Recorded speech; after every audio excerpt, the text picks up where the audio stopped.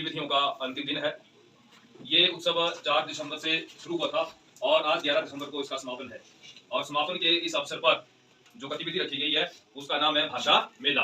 तो आज हम भी अपने विद्यालय में एक छोटा सा भाषा मेला आयोजित करने जा रहे हैं, जिसमें विभिन्न भाषाओं की जो स्क्रिप्ट है, लिपि है, उसको चार्ट के माध्यम से दर्शाया जाएगा।